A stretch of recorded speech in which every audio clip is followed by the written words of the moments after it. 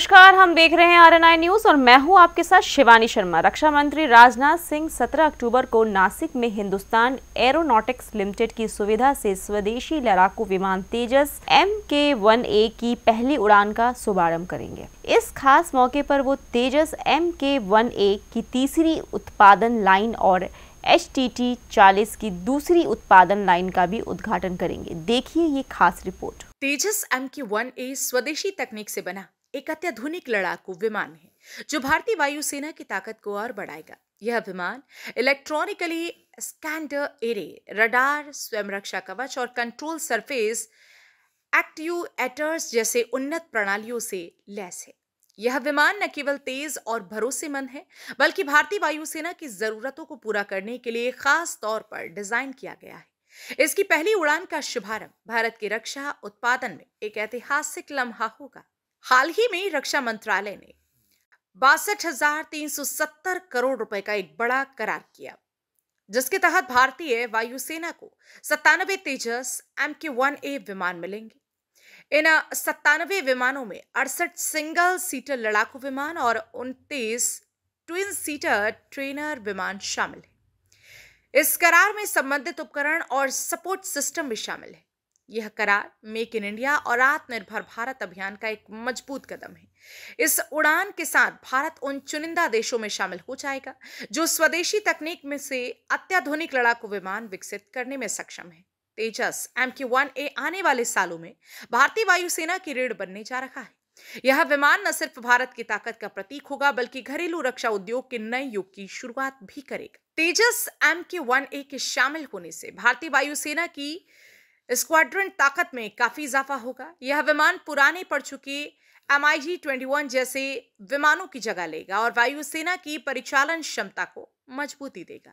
तेजस MK-1A की उन्नत तकनीक और स्वदेशी डिजाइन इसे भारतीय वायुसेना के लिए एक बढ़िया विकल्प बनाती है। इस 17 अक्टूबर को नासिक में तेजस MK-1A की पहली उड़ान भारत के रक्षा क्षेत्र के लिए गर्व का पल होगा। आजादी के बाद से भारत ने 3 स्वदेशी विमान और कई हेलीकॉप्टर्स खुद विकसित किए, लेकिन तकनीक खामियों और ज्यादा लागत की वजह से बहुत सफल नहीं हो सके। इस मायने में अब तक तेजस ही एक फाइटर विमान है जो अपेक्षाओं पर खरा उतरता दिख रहा है। इससे पहले भारत ने जोशो खरोश से 2 विमान विकसित किए थे, लेकिन जल्द ही उनका उत्पादन बंद कर दिया गया। अब तक उनका इस्तेमाल भी नहीं होता। आपको GFX प्लेट के जरिए उन 3 स्वदेशी विमान पर एक बार नजर डालते और उनकी विशेषता भी बताते हैं। भारत का पहला स्वदेशी विमान 1968 में भारत ने पहला स्वदेशी एग्रीकल्चर विमान डिजाइन किया। डिजाइन और उत्पादन में HAL की भूमिका रही। पहला स्वदेशी विमान का नाम बसंत रखा गया। विमान हल्की फुल्की निगरानी के लिए किया गया। विमान 9 मीटर लंबा और 8 फीट ऊंचा था। 3 मार्च 1972 में बसंत पहली बार उड़ा। भारत का दूसरा स्वदेशी विमान 4 सीटों वाले विमान का नाम कृषक रखा गया।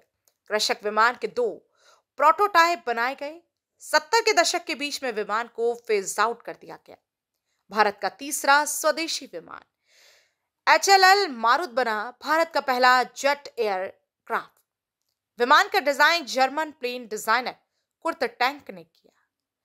इसके प्रोटोटाइप ने पहली बार 17 जुलाई 1961 को उड़ान भरी।